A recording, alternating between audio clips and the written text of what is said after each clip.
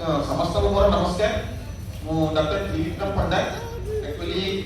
More DN clinical haematology in Delhi सरला पर वर्तमान 3 वर्ष एक्चुअली मु दिल्ली थी वर्तमान 2 वर्ष हला जस्ट हमरा बाकी Shri Shankara cancer hospital and research centre रे department of haematology and bone marrow transplantation ने मु जॉइन करी छी। तो प्रथम थर पई ओडिसा रे आपन माने को एक्चुअली माने मिसिकी एते बड़ गैदरिंग जोकि एक्चुअली माने हिमोफिलिया पेशेंट्स अछंती ताकर केयरगिवर अछंती ताकर सपोर्ट टीम अछंती पेशेंट्स माने अछंती एक्चुअली आमे बहुत जगह जाई डॉक्टर्स माने को आमे सेंसिटाइजेशन प्रोग्राम करू सी भी करू बट ए भलिया जिंस जोटा माने यूनिक जिंस जोटा कि फर्स्ट टाइम पे कहूची ओडिसा रे आपन माने को एक्चुअली जो आज मुझे कहबी एटा निज को निजर सौभाग्य माने को एक्चुअली ए भलिया जिंस ही करबा କଥା कारण आमे जति डॉक्टर्स माने को कहि कि आम भितर सेंसिटाइजेशन करके रखले किछ माने नथा जो पर्यंत जिनिसटा जे रोगी अछंती किबा जे ताकर केयरगिवर अछंती तांको पाखरे जति ज्ञानटा न पहुंच पाबी तो एते बड़ जिनसटा जोटा आपण माने आज ये करछथि भुवनेश्वर स्टेट चैप्टर जो अछथि हिमोफिलिया सोसाइटी रो मिस्टर चित्त अछथि ताकि आउ समस्त जो माने भी अछथि आउ उपस्थित जो माने गेस्ट अछथि समस्त को बहुत धन्यवाद। आउ हम चाहू जे तळु जाई कहया पे के इंटरैक्टिव करके रखिया पे कारण जेहेतु जी कोई अच्छा केते जण इथे हमरा हिमोफिलिया पेशेंट अछथि जे हम देखिबे थैंक यू ताकर पेरेंट्स के जण अछथि बा केयरगिवर के जण अछथि ताकर फैमिली ठीक अछि हाथ कॉल करो केते जण हिमोफिलिया ए अछथि केते जण हिमोफिलिया बी अछथि अच्छा केते जण हिमोफिलिया अछथि जो मात्र का होची एक्सपोजर डेज अपन जानछथि व्हाट इज एक्सपोजर डेज तो 30 थरा अपन फैक्टर नै दिबे ता भीतर केते जण अछथि जस्ट अपन कोन होची ना जना पड़छि 30 टा फैक्टर किबा ताटू कम नै दिबे less than equal to 30 exposure days के जण अछथि अपन अछथि बढ़िया एक्सीलेंट केते जण 30 रु 150 एक्सपोजर डेज भीतर अछथि 30 रु 150 सेही भीतर आउ जो माने अछथि सब मोर देन 150 एक्सपोजर डेज ऊपर अछथि हां तापर आउ जे सब कहउछ अपन केते जण जानि छथि व्हाट इज इनहिबिटर आज हमें कथा बा इनहिबिटर विषय समस्त हमें फैक्टर हैला बहुत टाइप ऑफ फैक्टर की पर मीटिंग थोड़ा सा इनहिबिटर माने कोन केतना लागै तो देखंतु हमरा जदी 100 हिमोफिलिया पेशेंट रहउछंती ऑन एन एवरेज हमें देखबा 500% 100 रे 5 जण मे बी आ 5 जण हाथ टेकु न थाई पारंती may be due to sinus तो 10% पाखापाखि लोक सेवा कहउछि इनहिबिटर पर काम हमरा हिमोफिलिया क्या कहले ब्लीडिंग जते बळे हुए दरद हुए हॉस्पिटल जीवा केमि फैक्टर चला जबा जाक्स बाकी आज का दिन हिमोफिलिया रो जो मैनेजमेंट तार बहुत आगु गला तो तारी ऊपर हमें आज कथा हवा इनहिबिटर कोन इनहिबिटर केमि डेवलपमेंट हुए केमि सस्पेक्ट करबा केमि कोन मैनेजमेंट करबा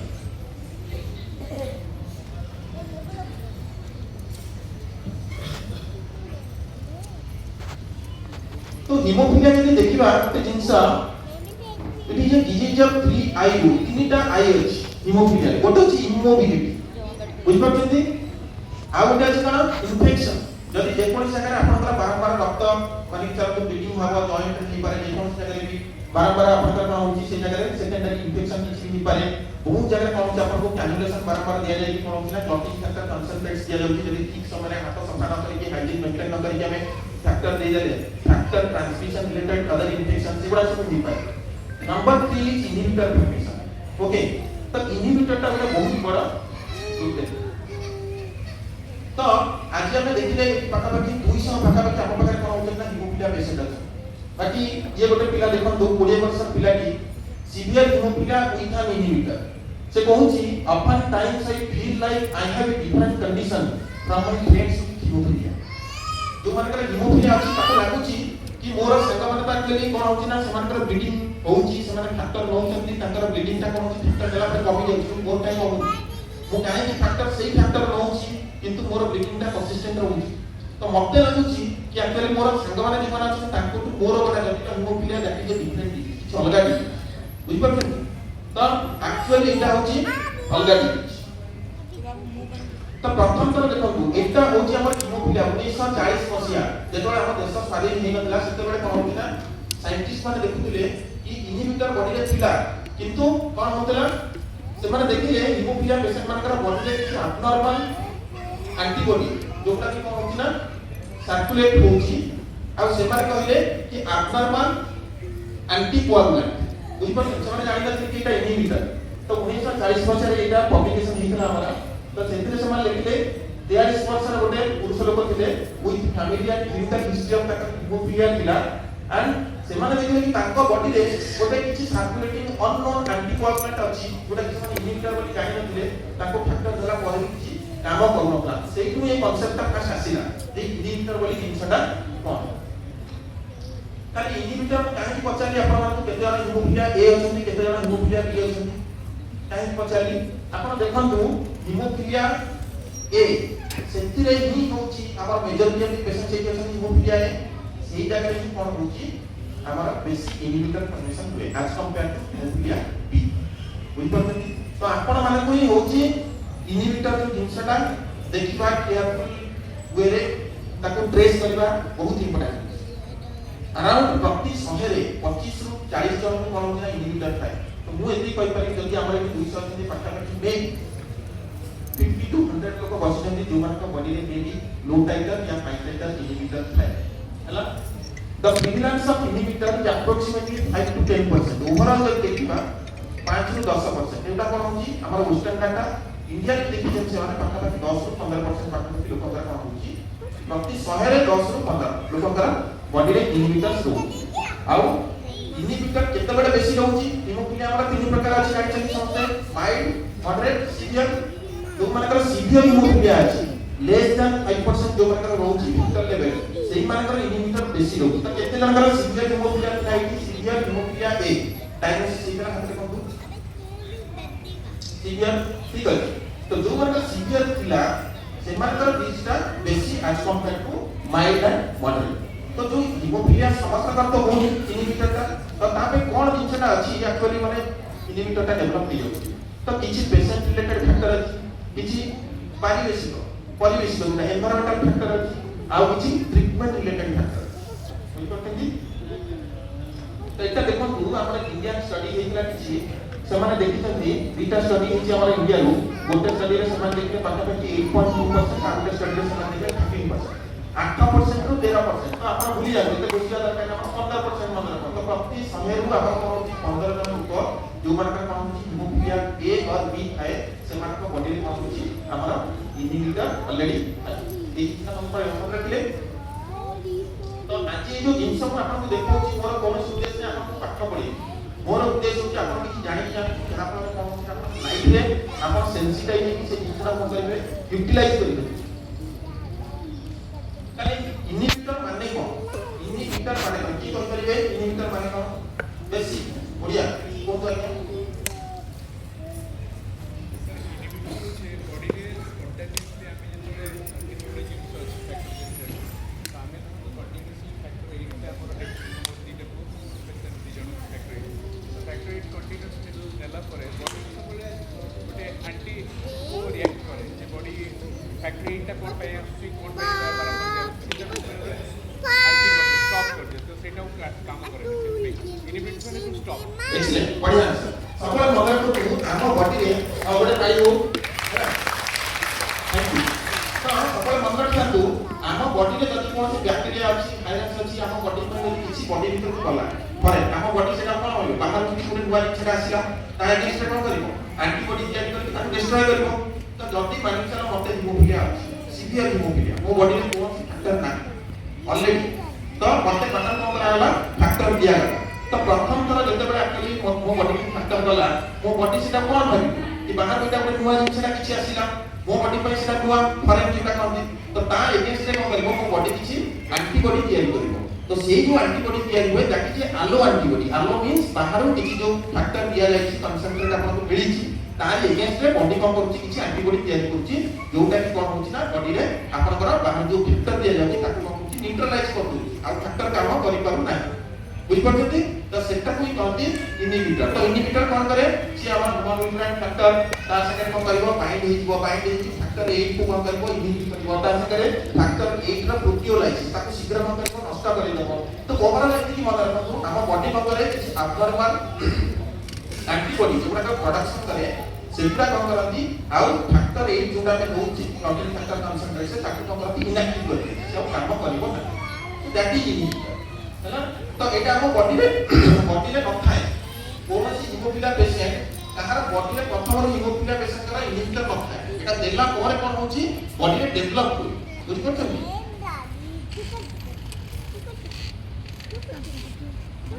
तो तार इंपैक्ट कोन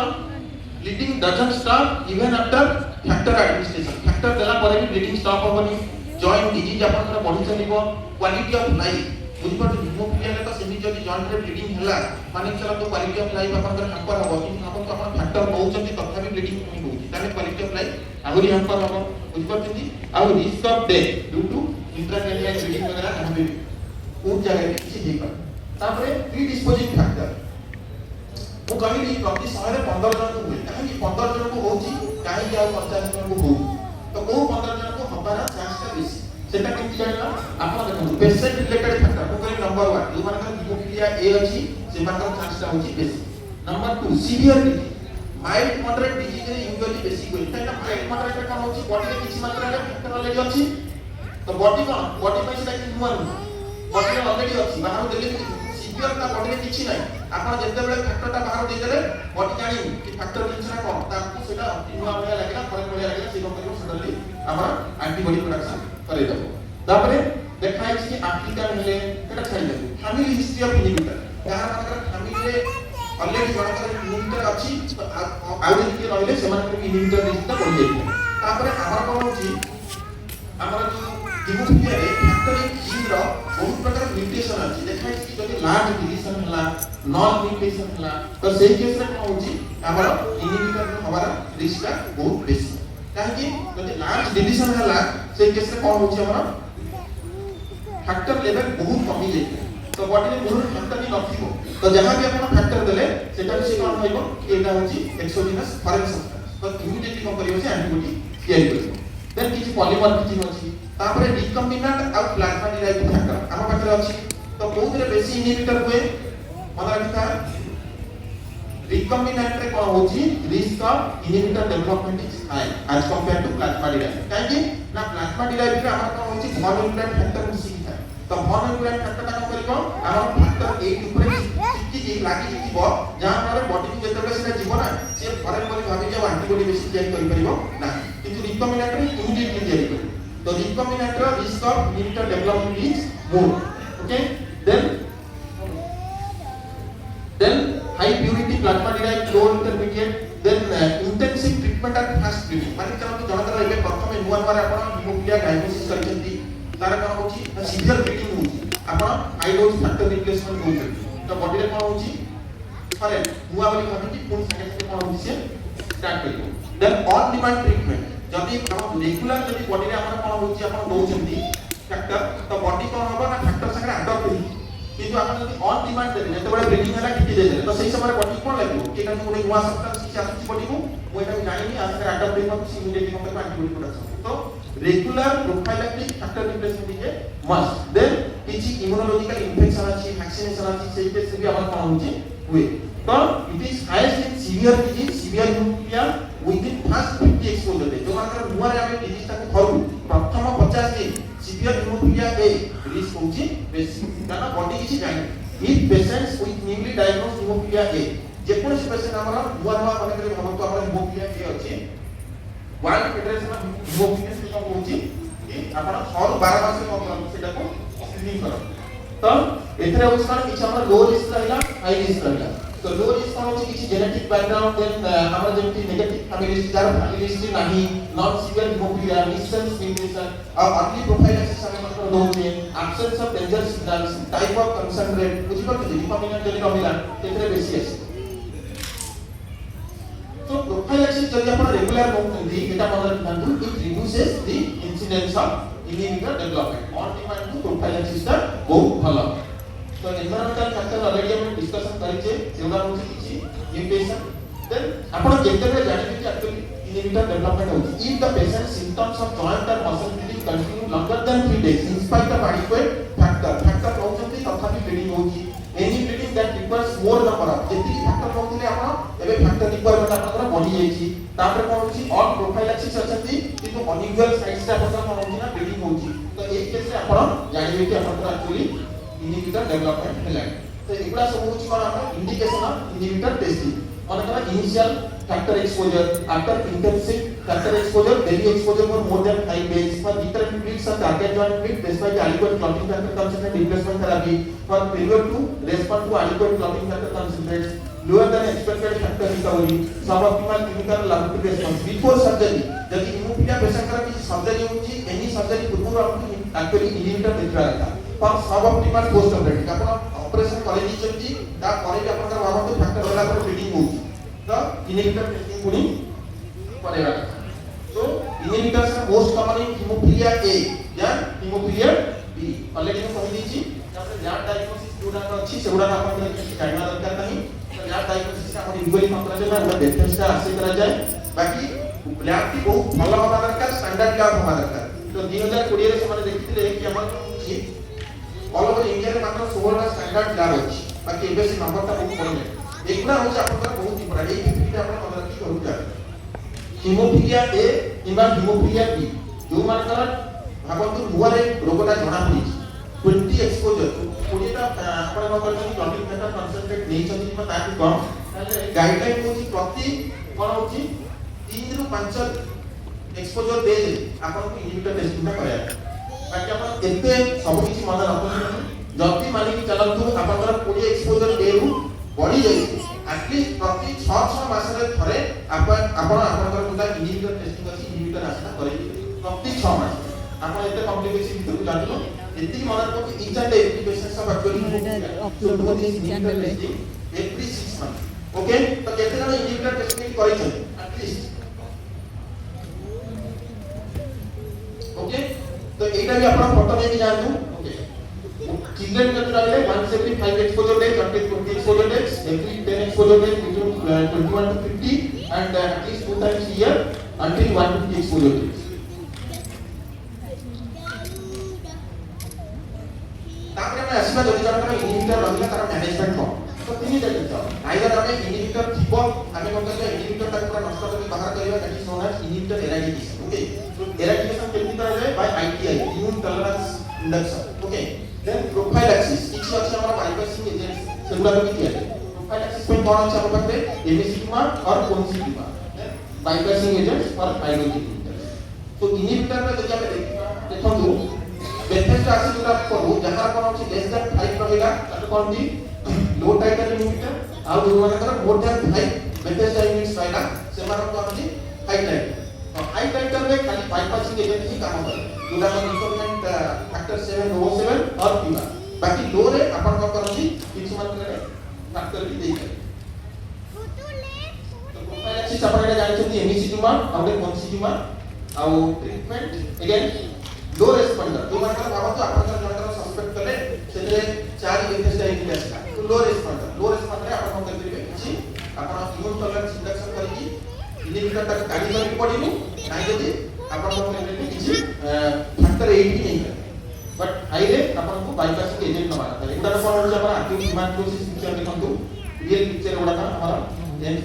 एक्टिवली उडा हमरा एटा muscle bleeding haemophilia patients then immune tolerance induction वो क्या करा जाए severe hemophilia A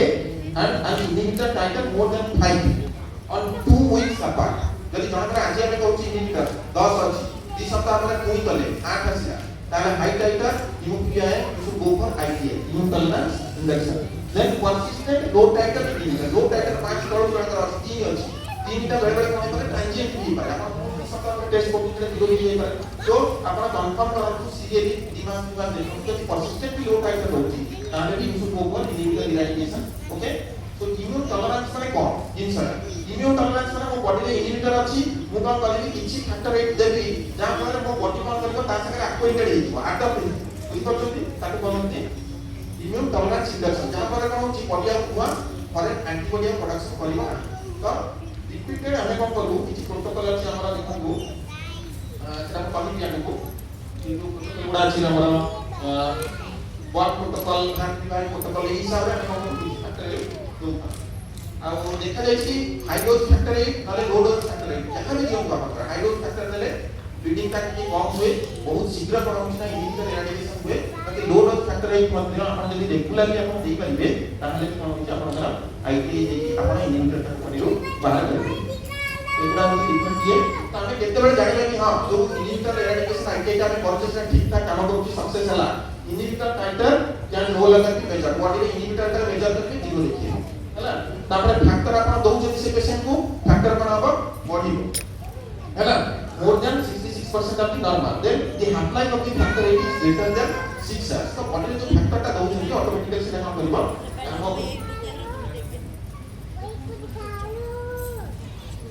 तो केते शीघ्र करला कथा एक्चुअली आईटीआई तार किछि डिले नै सबले मदर जेते शीघ्र पारिबे आपण आईटीआई 6 मास रे आपण कोन करिवे आपनकर इनहिबिटर आसे करिवे जदि आसी गला सस्टेन लो ट्रेकर इमीडिएटली आपण गो फॉर आईटीआई और एल्स देन बाय केस होनी के देखो दु जने आपण 3 वर्ष पिला अछि ताकर एक्चुअली प्राइमरी प्रोफाइलसिस चलितला इनहिबिटर टाइटस माने बले एक्चुअली कंपनी किछ नपिला तापर पे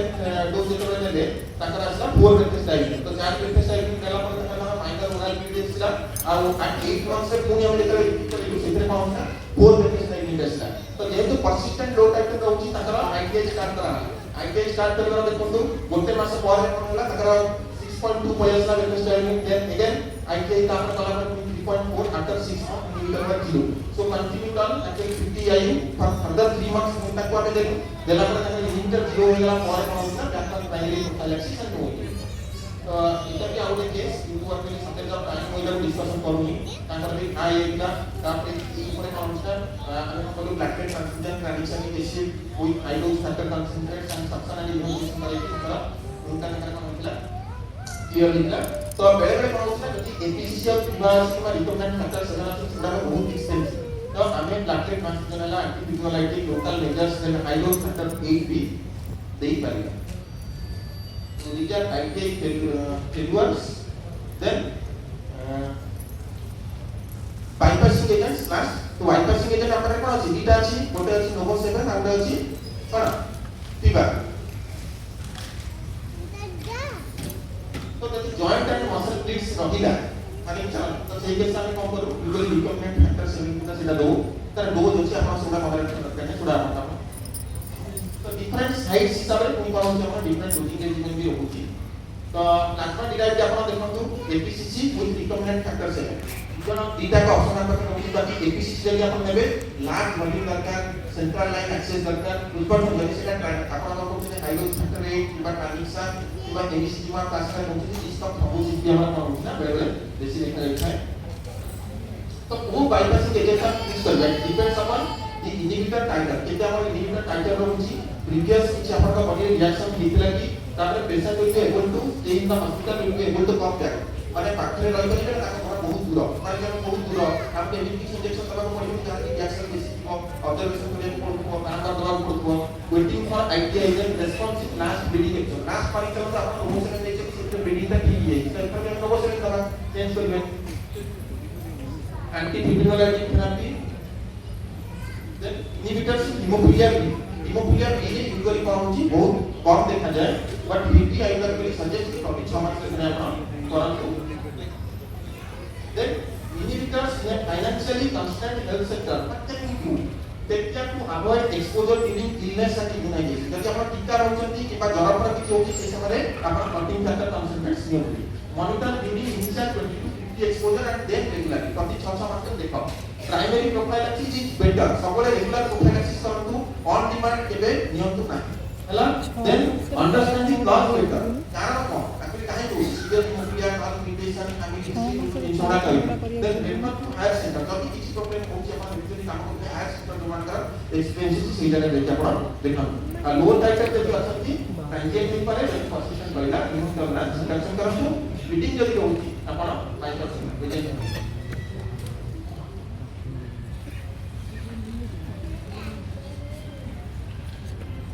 So summary, presence of inhibitors it increases the risk of uncontrollable bleeding, disability and premature death. Awareness, clinical suspicion and prompt lab investigation is critical for establishing the diagnosis. Bypassing agents harm the cornerstone of treatment of these cases. Okay. Then आज इटा होची last relevance तो आज आपले देखो हम पाखरे बहुत गवर्नमेंट सप्लाई कोन होची फैक्टर सब बढ़ुची गवर्नमेंट बहुत प्रोग्राम हम होची तो ओवरऑल जब देखिबा गवर्नमेंट अथॉरिटी हमको वर्तमान इनपुट देई कोन हमें भलो करि परिबा for reducing the border of factory individual and its management ए बला जिंस करिया आज का जब हम देखा ना हमर से सब जिंस ना आगे कोई फैक्टर केमति दबा लीडिंग केमति एड्रेस करबा ता ऊपर बेसी फोकस करू बट इंडिविजुअल जो एरिया ताको हम इंडिविजुअली ट्रीटमेंट करू then different policies for new patient जो मानकर डायग्नोसिस वाला मानक कोन हमें दबा और जो माने ऑलरेडी मोर देन 150 एक्सपोजर ले जा अछंती ताको हमें कोन फैक्टर दबा कंट्री वाइज हम ले करबा आपको इसको गाइडलाइन करू then in the yes it is a key issue so thank you so much actually बहुत कुछ कहला था बाकी मुझे के बेसिक मैसेज खाली आपको दवा में चाहूंगी जोड़ा देली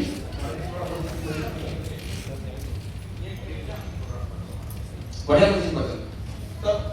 एक्चुअली एथु जଣା पड़छि स्मूथली बहुत इंटरेस्टेड अछंती बहुत देरी करिया को पड़िबो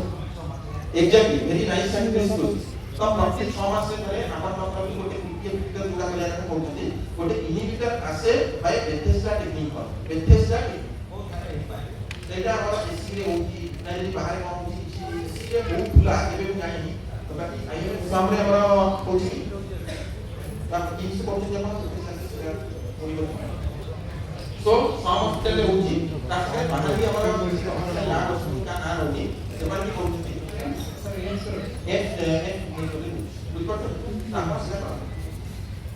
बेथेस्डा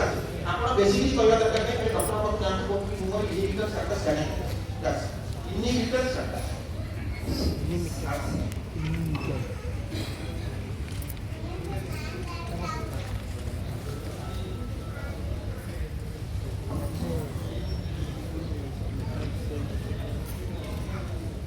इंक्रीज ही जाउता तो इन ड्यू कोर्स रे कोन के रेगुलर सस्टेन लो टाइटर तक होता है एक्चुअली ह्यूमन टॉलरेंस रिडक्शन अपनी करिया पड़ता बट न करि पाउछो ताले एक्चुअली हमको रेगुलर प्रकार का प्रोफाइलाइसिस से ऑन डिमांड